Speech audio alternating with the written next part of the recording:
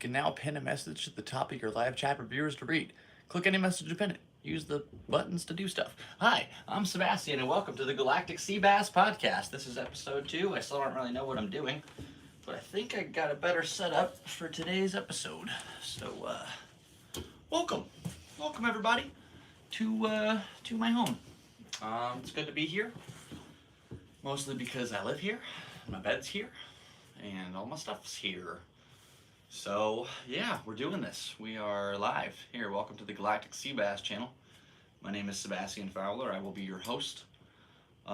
What's up? What's going on, everybody? How is your Thursday going?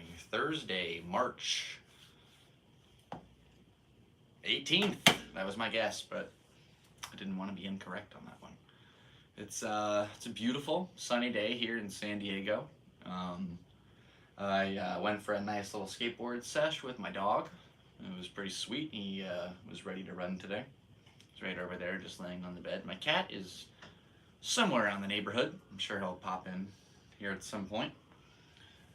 We are here in my home. Welcome, guys. What's crack-a-lackin'? Yeah, it's been a really cool week. So, did a really sick comedy gig on, I think it would have been after I filmed the last podcast at this cool venue called the Acid Vault. It's like a downstairs speakeasy, super psychedelic environment, great crowd, super hot room. I got to shoot photos for all the other photographers, and I got to go up there and do some time myself, which was really cool. I had a great time. And so big shout out to Melissa Weissman of Dubs Comedy. Check out their next show. I don't know the exact date, but check out Dubs Comedy, D-U-B-Z Comedy on Instagrams with a Z. Oh man, no, it was fun. And the next day, same production crew. I was hired for a photo shoot at the Seaport Winery, so I shot another 6 comedians at this really cool little wine venue over near the harbor. That was super fun. This is probably where the audio is going to get a little disrupted. This is what we call the OB pause when a plane goes overhead. I don't exactly have all of the audio necessity, technicality stuff figured out quite yet. I have a mic that I'm ready to get set up to be my podcast mic. I really like this angle. This is sick. Yeah, so it's been a fun week. I've done open mics pretty much every night. Last night, honestly, I had just, there's this certain room in town that I'm sure other comedians would attest to, but this place sucks, dude. It's just such a dead room when it's just, I don't know, there's something about doing open mics for only comedians, like 2 people that aren't there to see, or that aren't there to perform. It's just, I don't know, it's ridiculous. Everyone's just waiting for their turn. Oh man, I know, that was funny. Ironically, here's that joke. That's funny. Alright, anyway, what's up, guys? Lightning in a Bottle was this last week. I was not there in attendance. It's been so much fun to go reminisce and watch some of the old videos I made over the years. I actually thought I'd use this episode to talk about some fun Lightning in a Bottle stories. Lightning changed my life. You know, it's just a music festival. Some call it a transformational festival. I believe in that. I don't think I'm the same person that showed up that weekend. It's funny to go watch that footage and I have no idea how much my life was about to change when I was driving in. Even just to get... I'll start off with my second Lightning, how I got there. So I had a photo shoot at this venue called Spin Nightclub here in San Diego. It's our 4 a.m. dance club. And I was shooting this DJ. And then I had to be ready for work exchange for Lightning in a Bottle 2017. Excuse me. So I had to be on site by about 7 a.m. Excuse me twice. I think it was 7 or 8 or something like that. I had to start work, and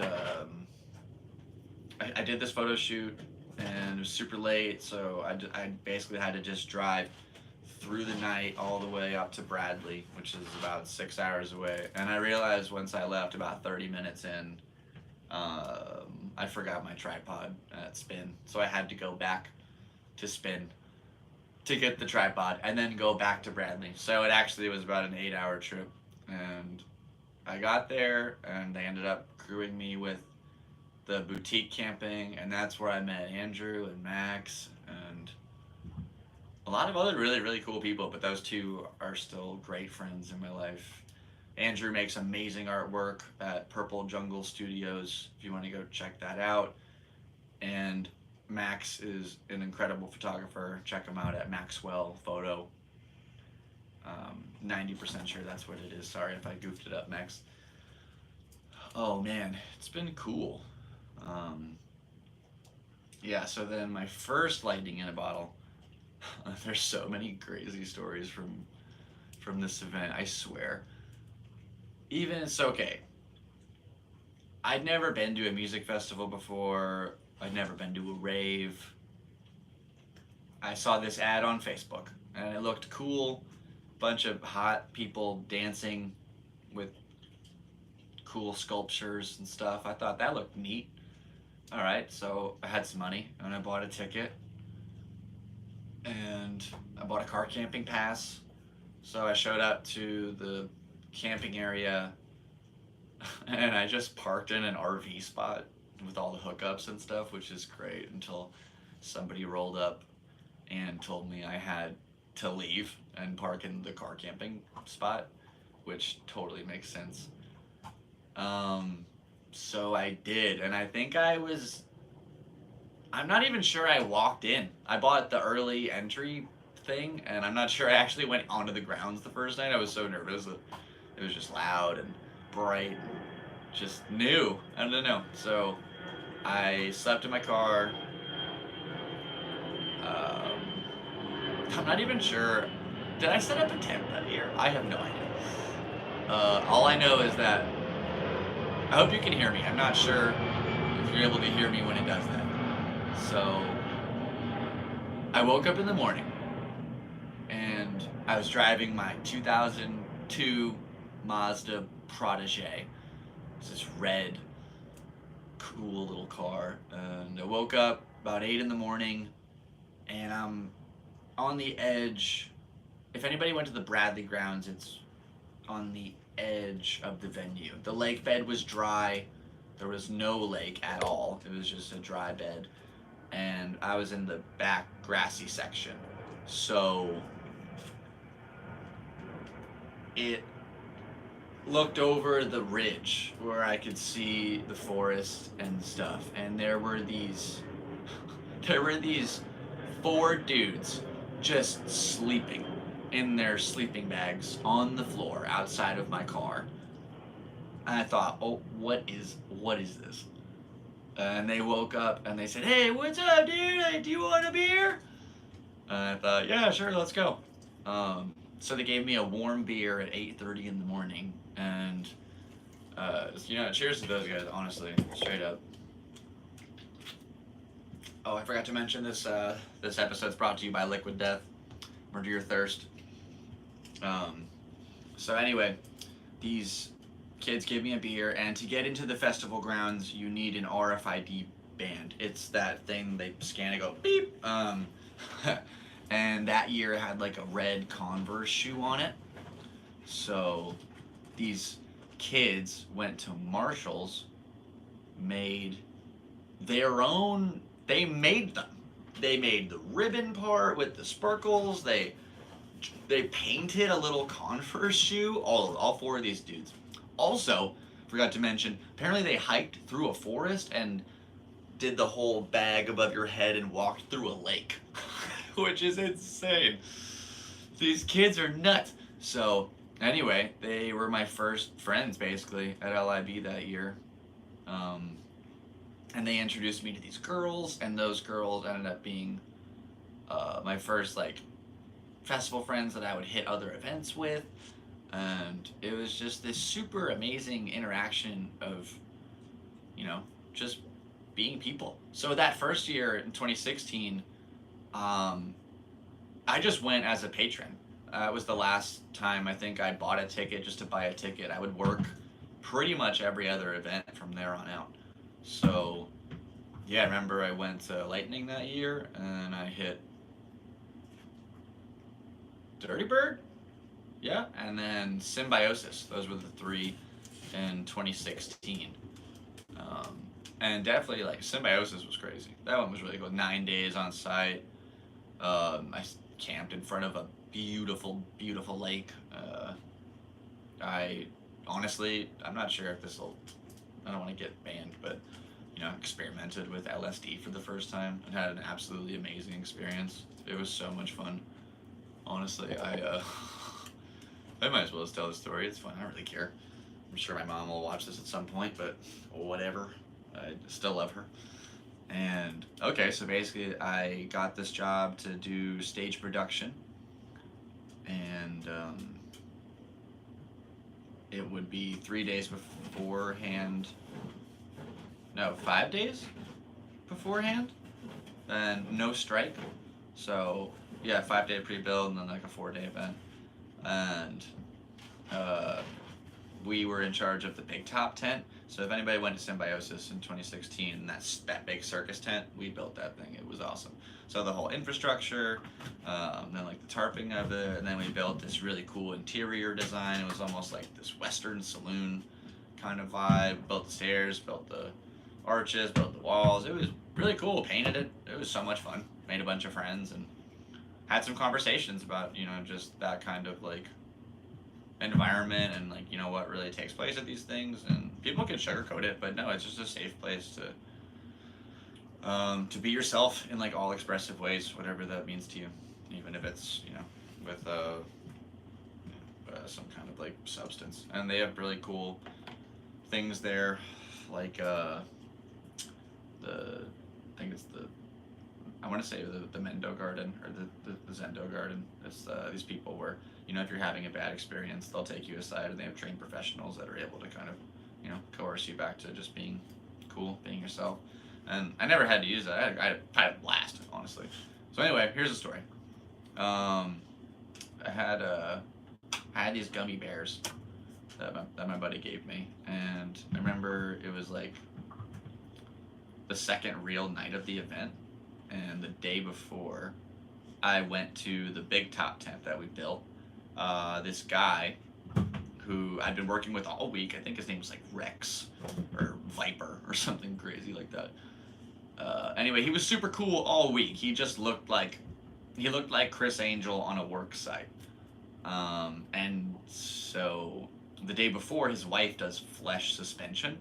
So I took a video of her doing a flesh suspension act in the tent. It was amazing to watch live. Honestly, shouts out. That was incredible. You can go back and watch if you look up Symbiosis Part 1, I think, or Part 2. Either way, just watch those videos. They're mine. Shouts out to the Galactic Seabass channel. Or maybe it'd be like right there. Anyway, so I what's it called?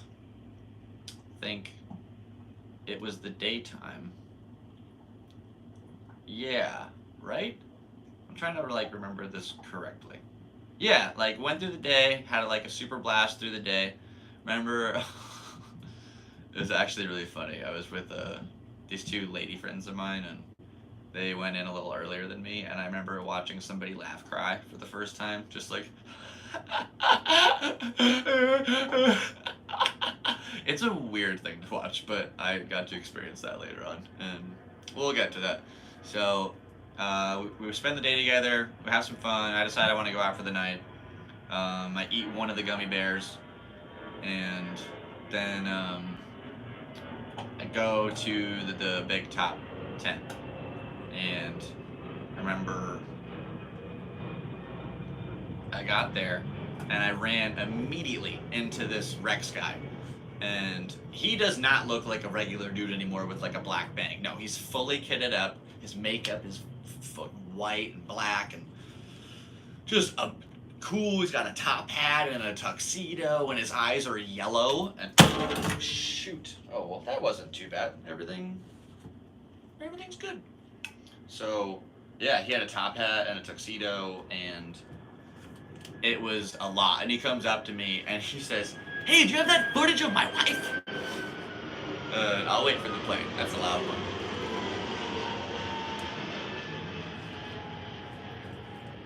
He says, "Do you have that footage of my wife?" And I say, "Look, dude, I need to level with you right now. I just took LSD for the first time." And he's like, "Oh, enjoy the show." And just I can't get out of frame, but he kind of just moved back, and the lights dimmed, and the show was like just, you know, the production began. And I thought, yep, might as well just go in. Ate another bear. So that's too deep. And then I saw this beautiful act. I think her name was Jessie. It was so incredible. I might be wrong. I have no idea. But Jenny or Jessie, go watch this video in that same thing I mentioned earlier, and she does this aerial hoop act with a spinning hula hoop on her at the same time. So she's in the air on an aerial hoop with a flaming hoop, and it's incredible. That was so cool to watch. It's the first time I saw trails. Yeah, and then it was like going out and exploring and dancing and seeing cool art and meeting really cool people, and eventually, like, I was on the dance floor with my buddy who, you know, gave me that, you know, opportunity for the experience, and I was like, "Oh, let's go in, screw it," and I ate another one, and so that's 3 deep on the first go. And anybody that knows what I'm talking about knows that's like, all right, buddy, good luck, best of luck to you. And yeah, man, it was crazy. So I ended up meeting these girls, these like 3 girls with this absolutely terrible fake British accent, but they were owning it, and they also claimed they were from Philadelphia, which made no sense. That was just a fun little thing. Eventually made it back to camp, and I remember sitting by the lake just looking at the water effects, and I was looking at the trees, and I could see the life beaming from the trees and the grass and the water, and just out loud just, "It's so beautiful, oh, it's so beautiful," crying. And then I would be like, and so I started to do the laugh cry, and I was like, "Oh, okay, I get it now." And it was so funny because the next day my neighbors all told me, they said, "Dude, we wanted to wake you up so bad, but we didn't have the guts to stop you because you seemed as though you were having a moment." But they wanted to tell me to, you know, STF you so bad, which is so silly. And that same morning, there was this guy. I call him Naked Mario because he was literally a naked guy who wore a Mario hat, and he was this buff Italian dude. And honestly, I was super envious of the fact that this dude was able to be so comfortable in his body. I'd never been somebody who could do that. And I swear, after that little kind of like cry laugh sesh, I told myself, you know what? You can be naked, you're just a person. So I skinny dipped in that lake for the first time, and it was freeing. And I have not had problems with my body since. That was awesome. No regrets. That was amazing. And yeah, I don't know. So then the next year, I went to Lightning 2017, and instead of going as a patron, I went for work exchange. So they put me with the boutique camp, and that's where I met Andrew and Max. And, you know, I met Andrew, and then years later, he would be the one to help me master my album. And, you know, that did almost 100,000 on Spotify, which is sick. So if you want to see that, check out James Blonde USA. Look that up. It's still up there. I'm very proud of that album. That was cool. Wrote a whole bunch of songs, learned how to record them. That was sick. So, yeah, I don't know. Yeah, I did Lightning 2018. I think I skipped 19. And then I did 22 this last year. I stopped by and said hello. It's funny, I brought bicycles to every single event I think I've ever been to. And that last one, it was literally a 3-mile road. Just a regular old road. And, oh man, my feet were like screwed by this second day. So, always bring proper footwear. Yeah, it's been fun. It's been a good time. I brought this stack of stuff I was going to make some clip art. I want to make some collage stuff, but I don't really feel like this is the right environment for that. So maybe that could be a different video. Kind of want to just get into storytelling mode. If this is an audio podcast, I think the sound of scissors won't really do justice. So yeah, it's been fun. I remember on the first episode, I talked about this picture right here, which ended up getting the cover for the Dig BMX 2020 photo book. And I am new to your channel. You do modular stuff? I do all kinds of stuff. I just do things. I like to do stuff and things of sorts and whatnot. Oh, you're good. No worries. Thanks for being here. God, you're actually the first person to ever comment on my video live ever. So shouts out. Thank you. It was 2020, October. Pandemic was in full swing. And I got a call from a buddy that they were going to have this crazy street jam up in Los Angeles. So they ended up, if you go on YouTube and type YFSI King of the Street, I think that should pull up the video. It's about a minute long. And I don't know how to podcast yet where I could pull up the clip. I'm not. That's going to be about episode 46. And anyway, get the call. Drive up to LA with my bike. It's October. This is the whole course. It's these two like 3-foot box jumps with no landing, just quarter pipes. So the way that a ramp typically works is you've got an arched landing here and then a more kind of bootery takeoff here. So that way you go just kind of ride off into the distance. But no, this was just two guys. You go I think that was a proper, yeah, exactly. Basically, like, no, it's just box to box, dude. It was nuts. So, box to box. And box to box to box to box to box to box. Tim box 2. No, okay, so it's crazy. They're going nuts. Absolutely. Dan Kruk was shredding. Give me some names. Rich, poor homie Rich, was going nuts. I was going pretty ham. Just like a whole bunch of the LA dudes. It was cool. Yeah, so it was put on by Augie. And they had those. And then they also had this like 6-foot arched quarter that went up to like a 20-foot, concrete wall. So it just kind of like fruit. And these dudes were hauling butt. And so they came down the sidewalk, past the quarters. You had to it's one of those slip and slide entrances where you're just, and yeah, I don't know, they got high. I would say that dude was foot planting at least like 18, 20 feet up. It was it was insane. So then all of a sudden out of nowhere, they pull up this Audi, like this old Audi. Somebody told me it was Garrett Reynolds' old car. I don't know if it's true, but if it is, that means that car was Garrett Reynolds' car, which is insane. Anyway, they pull up this Audi and they're like, hey, let's make it a box jump. And they just put it in the middle of these 2 quarter pipes. And kids start hitting it with bats. They're doing disasters on the hood. They're flying over it. They're landing on the windshield. That car is getting demolished.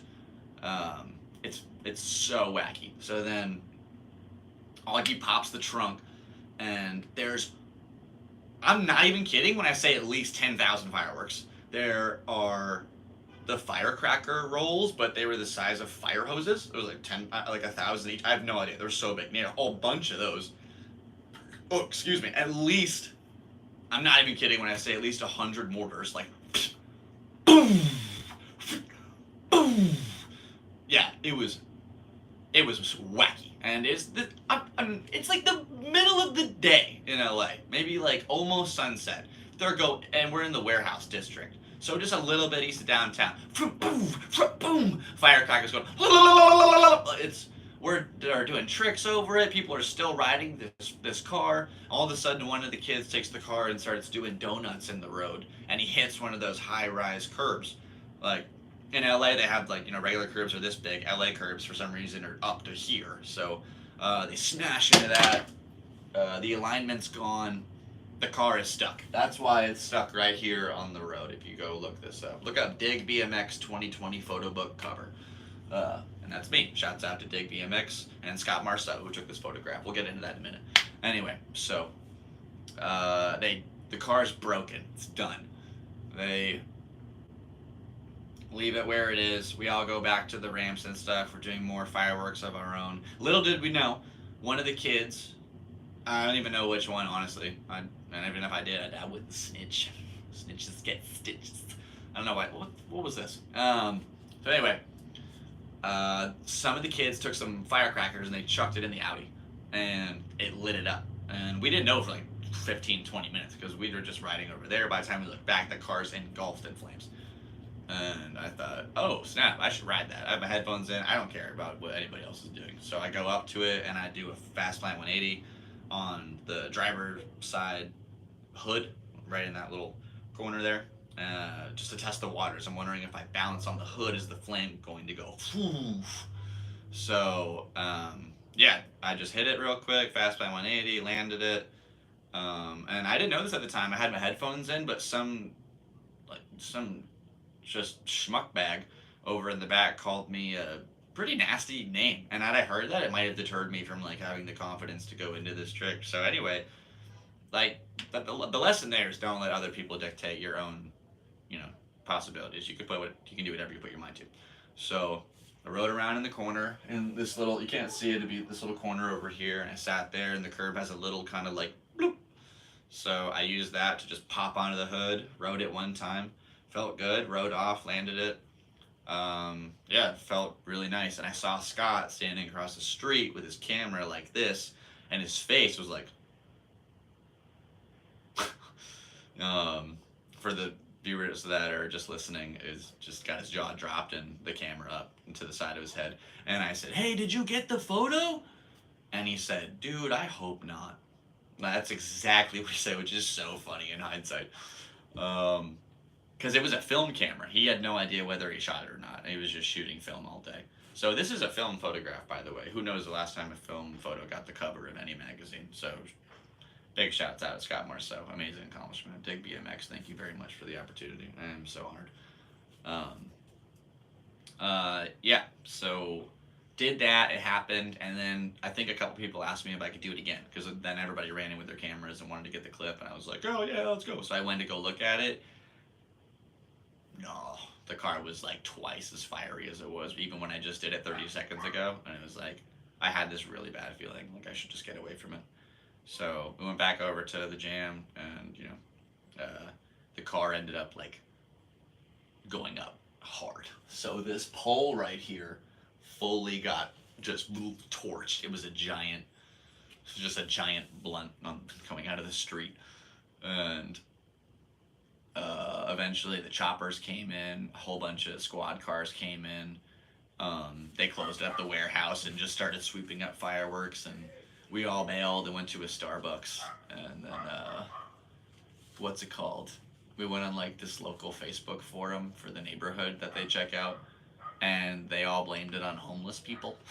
So nobody ever got caught. We all got away with it, and it's just a story that went down in history. So then I want to say like 2 weeks later, Scott got the film developed and just texted me that emoji with the head exploding.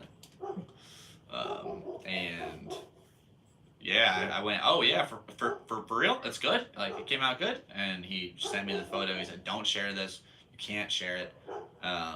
This is going to go in my photo book. I want to put it in my photo book. But he also submitted it for the cover. I didn't know that at the time. And Ollie, it's okay. It's okay, bud. Shh. Very good boy. Oh, it's the mailman. That makes sense. So, yeah, I just sat on it, and I was really stoked with just the idea that, like, I had this really cool photograph of me.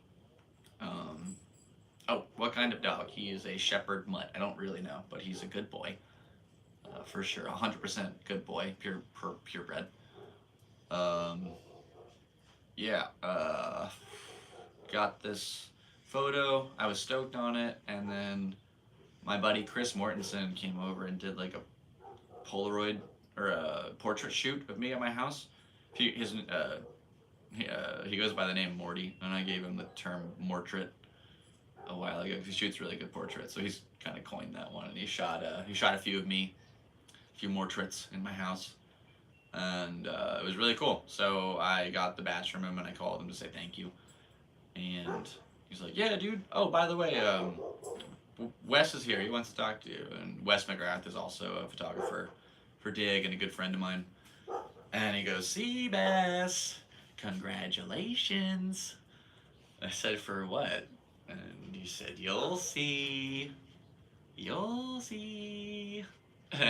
Well, you're a goofball, Wes. So fast forward like a month. It's mid-November now. I think I just went through a breakup with this girl. Uh, and I was pretty down. I was down pretty bad. Uh, and I got a text from my buddy Andrew Knight at like 7 in the morning. He's Elevated Perspective. If you want to go watch some of his videos, absolutely. He's X Games medalist as far as videography goes. He's worked with some of the best in the industry. Elevated Perspective. Anyway, Andrew texted me, and he said, "Dude, you got the cover." And it's 7 in the morning. I'm having my first sip of coffee. I just think, what? I also released the album around this same time, so I've been pretty music oriented. And in my head, it says Andrew on the text. I'm thinking it's Andrew Coulter, who lives up in LA. And I'm thinking it's about like a playlist cover or somebody covered a song or something along those lines. In no fathomable realm did I get the cover of the biggest bike magazine currently printed in the world. It is an absolutely prestigious honor. No way I thought that's what happened. That's it. How could it? I wasn't sponsored. I moved here to be pro, but that didn't happen. So I just kind of like, yeah, brushed it off. And then, yeah, I realized that it was Andrew Knight and not Andrew Coulter. So we're talking BMX. And I said, "What are you talking about?" He said, "Go, Dig BMX. Dig, you got the cover. Go on Instagram right now." And I went on Instagram, and it was me. They said, introducing the 2020 photo book. Um, so instead of 12 issues in the year, this is really important. I feel like I should let this play.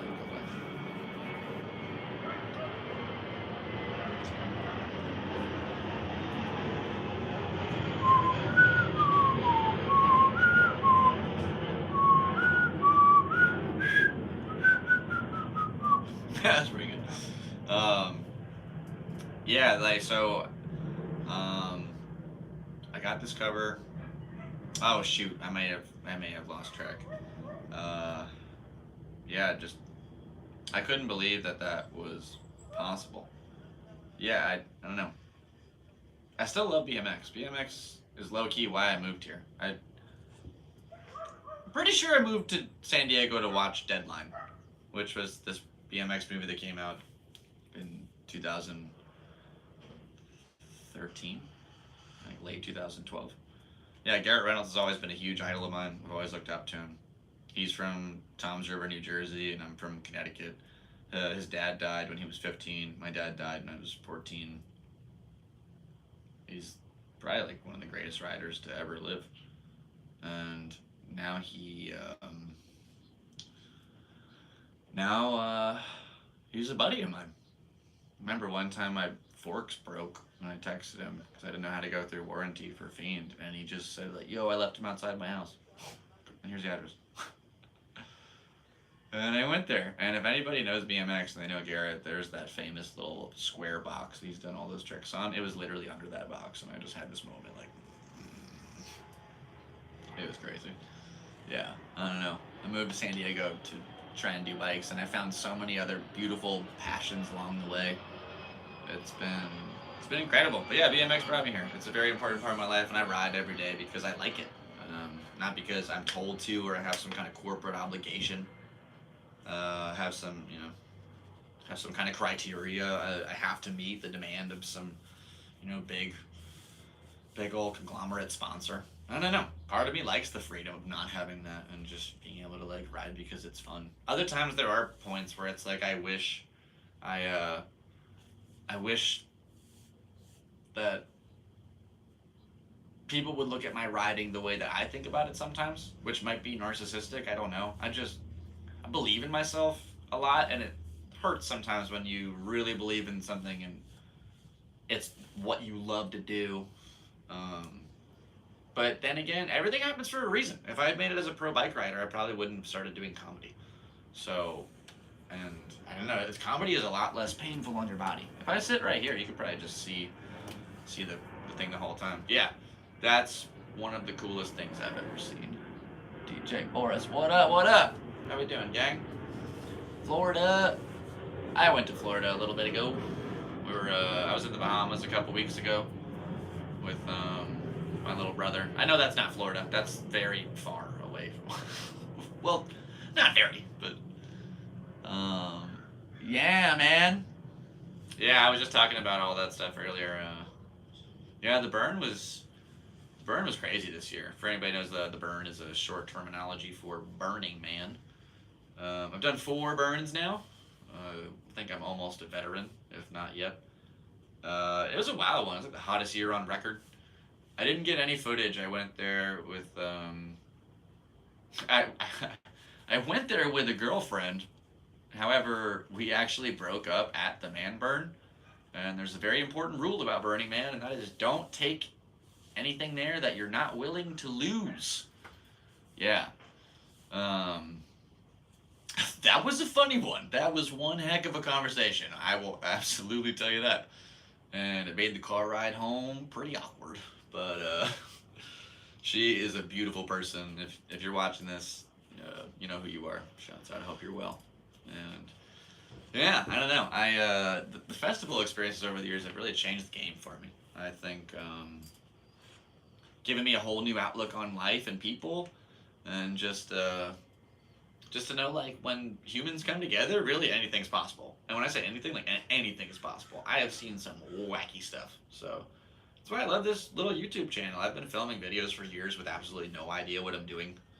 I always thought I'd blow up and be one of those big, just like, whoa, look at this guy going to all these events. Like I wrote an entire system for like what's it called? When you grade something. God, yeah, basically, I was like grading festivals. It was called FRITMAL. It stood for Festival Reviews in 10 Minutes or Less. And I had a whole. It was. I'm not even kidding when I say the acronym was like skrbrflickabrburf, but it went. It had a like. It'd be a 1 to 10 scale for 10 different categories in the thing, and bathrooms, walk to the events, the sound, the people, the vibes, the food, blah, blah, blah, blah, blah. There was just like 10 items. And I had this cool idea. My buddy made me a theme song. And I don't know, just like didn't want to do it. And so this YouTube account has been vlogs. It's been music festival walkthroughs. It has been music festival highlights. It's been how-to videos. It's been random sketches. It's been just like old footage of me back in the day, new footage randomly nowadays. We've got BMX videos. We've got all kinds of stuff that just doesn't make any kind of sense. And I don't know, maybe that's a reason like it kind of didn't grow to that level I kind of aspired to. But I am so grateful to every one of my subscribers. I don't care that it's less than 5,000. If I had 5,000 people in my room watching my movies, like I would be very cramped because I don't think my house could fit that many people. But I love all you guys so much. Thank you so much for, being here and checking out all my stuff over the years. We've been making videos since 2016. That is 7 years of content creation, and it all, I don't know. It's been so much fun. You can go back and watch me climb a crane. Oh, every time the plane goes over, I'm gonna drink. Cheers. Yeah, it's crazy. There's seriously, if you go back on my channel and look, it's like I climbed a crane and almost got arrested is the full vlog, and then there's just like a little short clip with a beat I made, which is really the crazy part about that beat. This is so random. If you go watch the video of me climbing the crane, it's like a minute long in my climbing playlist. There's a part where like this little sound effect I use in the beat goes like T-wah, T-wah, T-wah, T-wah. Go listen to Mr. Morale on the new Kendrick Lamar Big Stepper album, and it's the same T-wah, T-wah. Like, it's so cool. I was so hyped when I saw it. I was like, ah! Like, I didn't see it. I heard it with my ears. But I was so hyped, dude. Oh, man. But yeah, climbed a crane. Free solo. Went on the outside, climbed the crow's nest. Just for, because I wanted you guys to watch it. How many views did it get? Like, a little over 100. I don't know how to do this. I've never been an algorithmic individual. Although, I did pass geometry online in 7 days. Like the entire course of geometry. That was crazy. Excuse me, yeah, I was pretty... After my dad died, I was such a wreck in high school, so I did my freshman year, got like halfway through it, or maybe 3/4 through, my dad died. My grades were trash. Finished up the rest of the year with this family who owned this bike shop locally that I worked there. I worked at this bike shop since I was 11, and they sponsored me when I raced. So when he died, they took me in.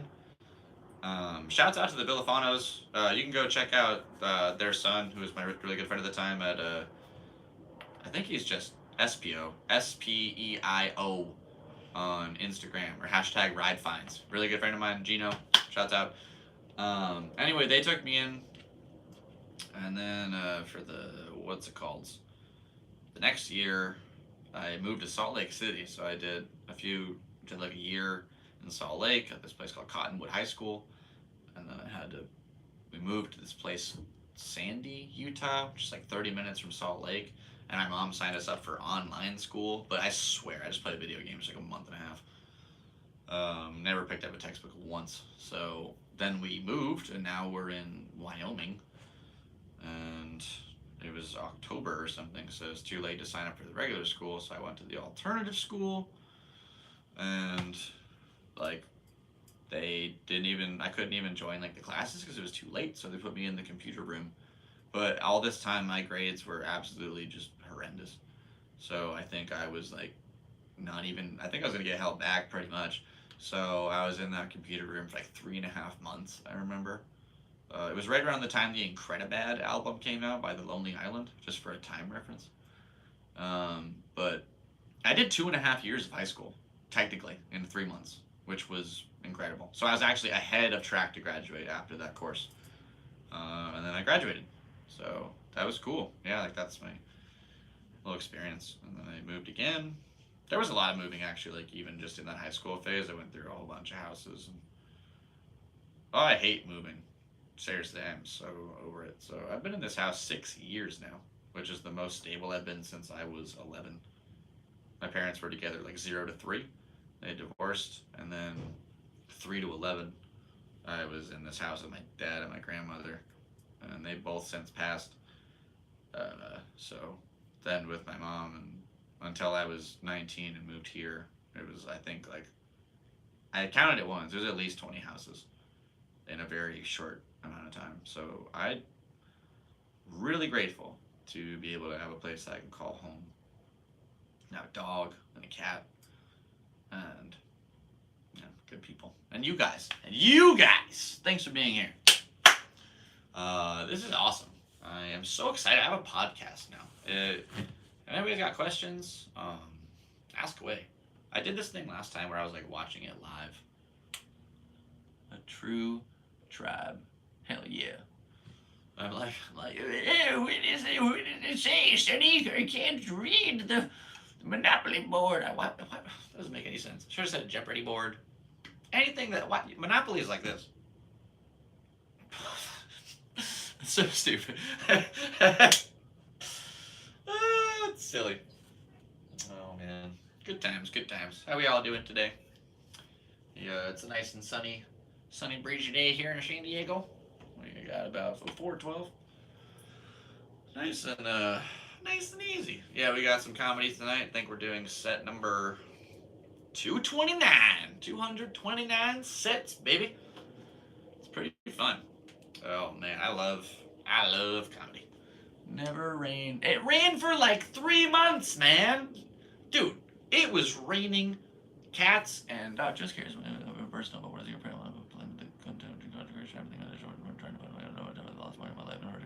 That's a good question. See, okay. I'm gonna address both these points. So rain in California, yes, it absolutely rained. We have a beautiful super bloom of flowers right now, which I knew would happen, and I'm very excited about that. So just like the rain. Usually you're right. In San Diego, it's about a week, 2 weeks, in like January, February. That's it. It's done. It's over.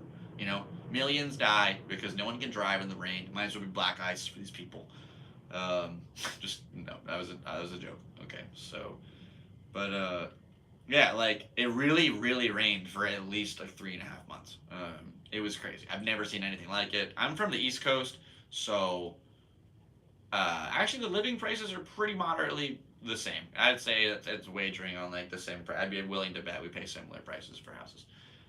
But yeah, like it was really cool. So it's beautiful right now. The amount of flowers and like wild blooms that we have going on in California is incredible. Okay, we had another question about content creation and just trying to like find a focus in it. Yeah, like I've been making so much content over the years. Like I have absolutely no idea what I'm doing. I absolutely have undiagnosed ADHD. I am positive of it. It's since I moved to California, I spent 10 years on a feature-length documentary, which I finished, and that's now in the Library of Congress under How to Get Away with Making a Life. I'm very proud of that.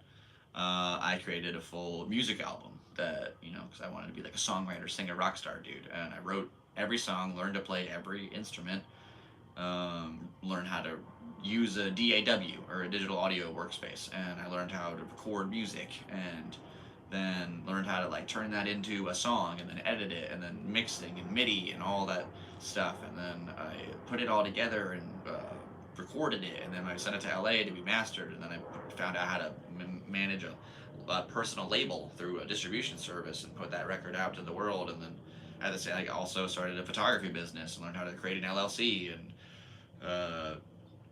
you know just wanted to like take photographs, and I did them for like companies and people and like products, and just, you know, I would exchange them for stuff. But I also wanted to be a bike rider, and I was trying to be a pro bike rider and traveling and doing bike stuff and going for contests. And I was also wanted to like go to music festivals and learn how to like, you know, to figure out this whole thing in there and here. And I was painting, and I painted all these paintings that I loved, and I sold a bunch of them. And I was like, oh, maybe I want to be a painter. Like, oh. And then just, you know, always like couldn't ever figure out social media. I was like, I don't know what I'm doing. What should I post? Should I post which one of my 19 hobbies do I want to like show off to the world? And that's tough. Like I still struggle with that all the time. Like I just love learning to do stuff and then doing it, but then I just get distracted and I find something new and I can't stick with it. So it's like, I think that your best bet is just trying to find, you have to, yeah, you're right. All right, let's go. So you have to find the point where you feel like you're working towards something that in the long run is going to pay off the best for you. Like it's that famous expression, like work a job you love and you'll never work another day in your life, right? So I'm trying to just get to the point where I can use my creative value to the point where people really desire it, like substantially, and then it's, you know, and it has value, and my, you know, like my words, my presence, that comes at like a price, and so I can make a living off of what I want to do as an artist, because I know it's possible, but I just like I think you have to find out what you want to do, or like screw it, just do whatever you want, and just like put the work into it though, like adequately, as you got to be able to make sure that like your bills are paid, and then like everything at your house is taken care of, like you're fed, and your animals and stuff are fed, and then just like utilize that downtime that you have. And even I struggle with that. I am absolutely not one to preach. I screw up all the time. I just find myself like taking 6 naps a day. Sometimes I just get real sad and lay down and just like I don't want to do anything. I'm no good. So those days suck. But I try to utilize that and make something out of it. So finding comedy has been like one of the best discoveries of my life. I think I tried to tell this story the first time I did this podcast, but ended up finding out the camera was off. Yeah. Truth. So November 12th, 2021. I just got hired at the Madhouse Comedy Club. I think it was like my first or second shift, and all the employees get to go and do stage time when they're working. And I thought, okay, cool. My first stand-up. Let's go. Josiah Moreno was my host. I went up there. I did some jokes. I have them all written down. I think the first thing I ever said was like, hey, what's up? I know I look like Shaggy got really into Nirvana, which is a pretty bad joke that I wouldn't do nowadays. But it was like, that's the first thing I ever said to a crowd. And like, I went up there and tried it, and it was like neat. And I kind of got some laughs, and then it was a little bit harder to like keep it going. I would try it a total of 12 times at the Madhouse in between November of 2021 and December of 2021. And then in February of 2022, I literally took 2 months off. 2 months off, went to this place in OB, this absolutely sketchy spot called the Rassel House. It was run by these 2 crackheads, basically. Honestly, there's a whole story behind them. This one dude like battered his wife and then got banned from the town, but she's like, I love him, I don't want to leave him. And it's like, yeah, I'm not doing comedy at that venue anymore. But that's where that room is like low-key a big reason I stopped for a long time. So I went in there, 13th set, did 5 minutes, bombed for 4.5, just crickets, sad, deafening silence. I hated it. And then I got a couple laughs off of this joke about basically Willy Wonka owning slaves, and how he has to Charlie has a PR crisis to face. I got off the stage, and this friend of mine was like, hey, somebody already did those jokes. And I was like, I quit. I'm done. I had like just got a new girlfriend at the time, and I'm just like, I'm over it. I don't even care. So I kept writing, but I stopped performing, and I got really into like my relationship and stopped kind of growing for myself. So we broke up at Burning Man. Like I said, that was like a big, huge moment for me. Like I think about her a lot. I also had a threesome last night, so life happens. You just keep on going, and it's one of those things. Like I went to this show at the Comedy Store. I went to the show at the Comedy Store in LA like mid-October, and it was the Red Band's secret show. Like I watch a lot of Kill Tony. I love Kill Tony, absolutely. Went to go see the secret show with my friend Andrew up in LA, and we've been hanging out in LA for years. That was the last time. 2 chicks, by the way. We were we were hanging out. I've been hanging out there for years. Done everything. The Hills, Santa Monica, Venice, just tweakers, crackheads, Boulevard, famous people, all that stuff. I had a blast with that fella in LA. And like, we went to the secret show. Why'd I say like?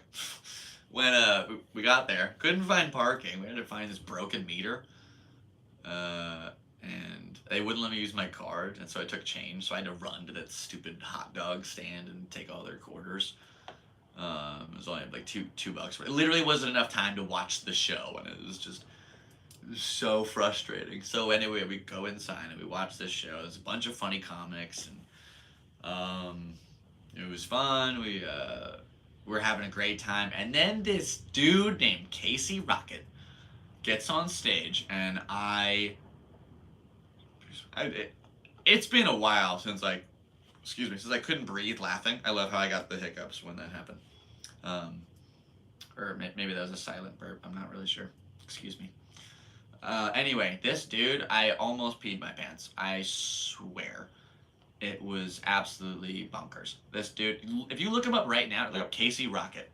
And if you don't laugh, I will Venmo you $1. Well, actually, wait, watch my videos first. I lied. Don't just do that on another day. Subscribe, please. I don't know how to YouTube. Anyway, so this dude, yeah, I almost peed myself. I've never seen anything like it. The most energy I've ever seen come out of a comedian ever. Constantly just pacing the stage, just dropping it low. At one point, I can't turn around all the way, but he goes, "I'm just gonna Blair Witch the whole rest of the set," and just stands there. Incredible, amazing. And I left we left before the headliner, so if anybody knows who the headliner was of the LA Secret Show in October 2022, I would really like to know that. Because we left early. I was worried about the meter. And we went back to the meter, and I got a parking ticket. And then the whole way home, I was like, I'm just like not having fun with my buddy on the last time we were in LA, and it was just needed to take a breath and just deal with it, man. It's just a ticket. You're in LA. That's part of the experience. If you don't go to Los Angeles and get a parking ticket, did you even really go to LA? That's the question, you know? So, and then they ended up dropping the ticket like a few months later, because you're darn right, what's the word? Contested it. They wouldn't take my credit card. We didn't have change. We live in a technological world, baby. Can't bring your little ching-chings all over. Does that make sense? Am I canceled? No, just... Anyway. Woo! What time we got? 4:25, that's close enough. We're getting there. I want to get canceled. I wonder if I can just leave it. Oh, this is smart. Cool. Fuck yeah. Cheers, everybody. Oh, I swore. Oh, no. I don't know if I can do that. Gosh darn. Yeah, man. That was cool. I wish I could rewind this video to know what I was just talking about. I have literally no idea. It was fun. Wow, I've already almost killed an hour? That's awesome. It's so cool.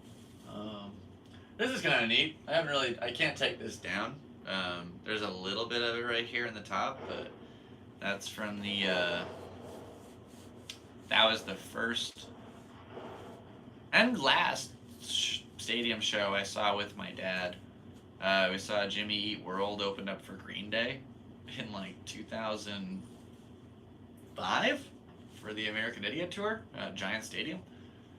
And that was so sick. We were in the nosebleeds, but there was a part where they bring out people to get on the stage to play with the band, or I guess they didn't really play with the band. They literally had people take every instrument. It was kind of wild, but they were like, "We need a drummer," and I was like, "My dad's a drummer!" It's 11 in the stands, like.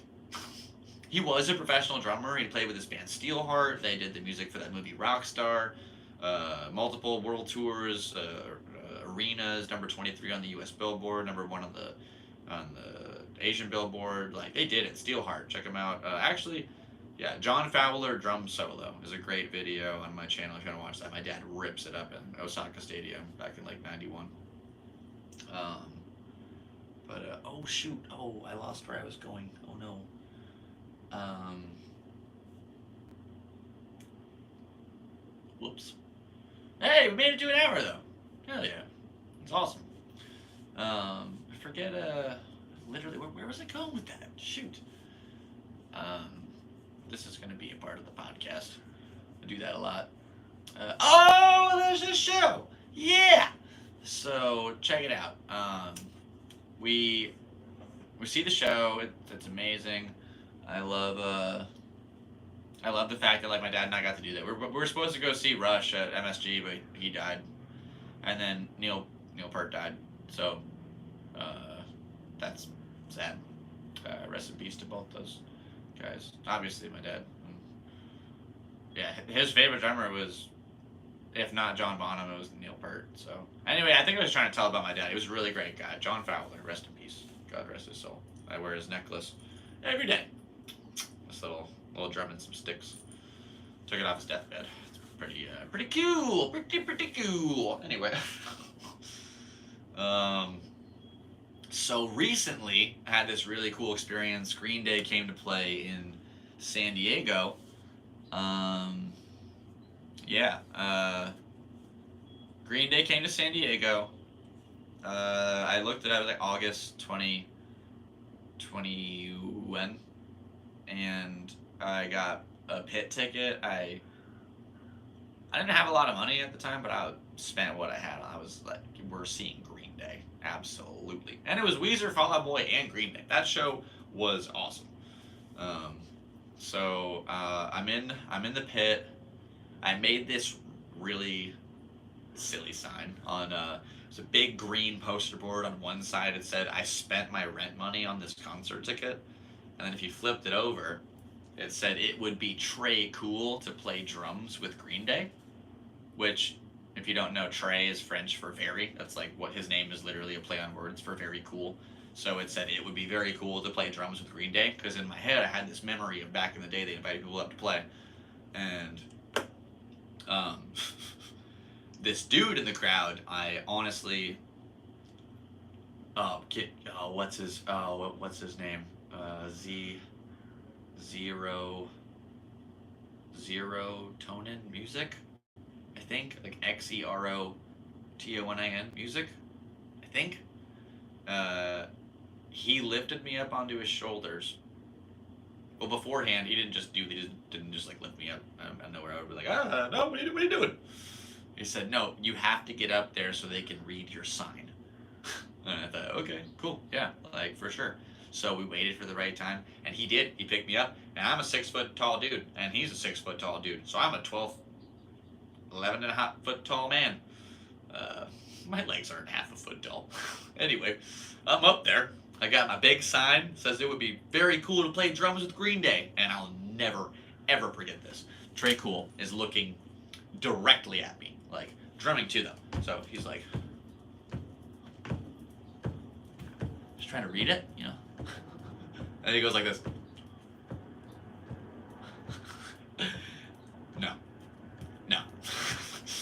And I was in the crowd like, he looked at me! It was so sick, dude. Oh, that was crazy. Feel like cracking up. Am I just cracking up? Oh yeah, dude, I have never made a shirt with my logo. I have been neglecting to do that for about 7 years now. So I think it's about time to go ahead and do that. You know what else we're gonna go ahead and do?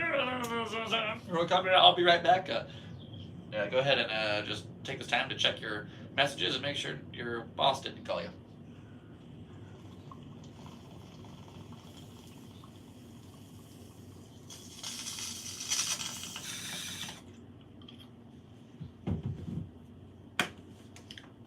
This just in. In breaking news, life is beautiful. Thank you so much for tuning in to the Galactic Seabass channel. I appreciate you being here. Woo! Some dust or something in the room. Good thing got this liquid death to murder my thirst and quench the agony inside that dwells within. Indeed. Tally ho, ye tally who. Tally who to you? To me? I don't know. Do you? That didn't make any sense. Welcome to the Galactic Seabass channel. I really have had so much fun making these videos over the years. It's been such a blast. If anybody has a favorite, leave it in the comments below. Love to talk about it. More detail on the next episode.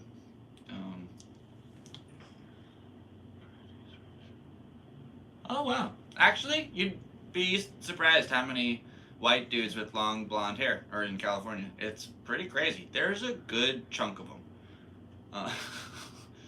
No, I'm just kidding. That is kind of true though. That's not even kind of true. That's very true. As far as the population of long blonde haired white dudes, it's Cali and Sweden. I think we got it pretty locked down. So sounds about right, actually. I'm sticking with that statement. This is the Galactic Seabass channel. I keep saying that. I feel like I'm on the news right now. This is cool. Yeah. Anybody hear about that timeline switch?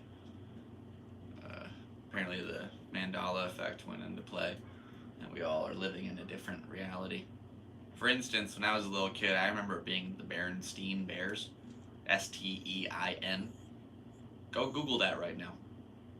Go Google the Berenstain Bears. Tell me what you find. Because it won't be that. It'll be the Berenstain Bears. What?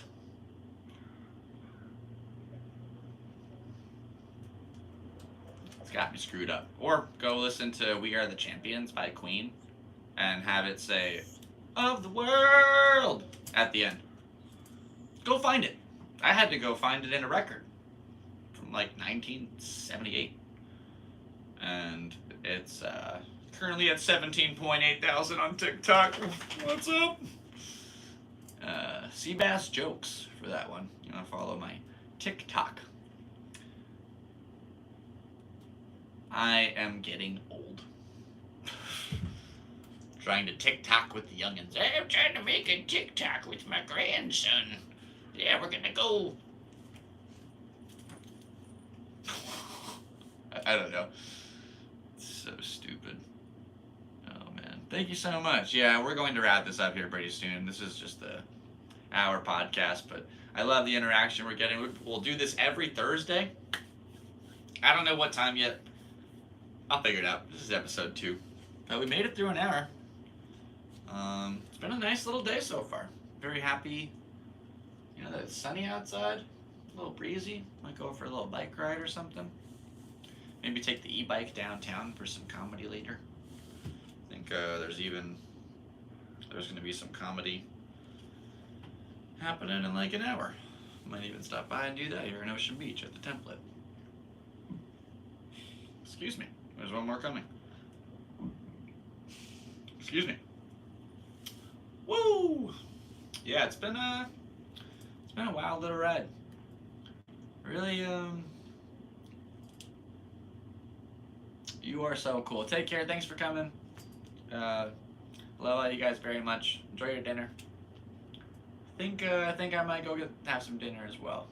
This is sort of coming to a draw. I like this. Maybe we'll end it. We're on 69 minutes. I like that. All right. Hasta la vista, amigo. Hasta luego. Sí, yo hablo español un poquito, pero es mucho basura. Lo siento. Yeah. Bilingual bass. All right. You know what? That seems like a good note to end this on. Thank you so much for tuning in to episode 2 of the Galactic Seabass podcast. My name is Sebastian Fowler. Ollie is sleeping on the floor over there. Andy is out and about playing in this beautiful sunshine here in San Diego. Oh, this thing's pretty cool too. I made this amp out of clay in high school. I would pick it up, but it's pretty cool. It says Seabass on it instead of Fender. And the numbers, they go up to 11. So if you know what that means, we're probably friends. This has been fun. Thank you so much for tuning into this little episode. Here's a cool view of what my laptop looks like. Joe Rogan's a big inspiration of mine, and I really like this little picture right here, drawn by the same people that made this really cool painting that I showed you in the last episode. And I am rambling. Then again, it's been an hour of rambling so far, so thank you so much for tuning in. I really need to go to the bathroom. And goodness gracious, you guys are bodacious. Thanks for being here. Appreciate the lot of you. I hope you have a wonderful day. Thanks for being out here on the Galactic Seabass channel. I'm really bad at goodbyes, that little thing about me, so I gotta learn how to do this better.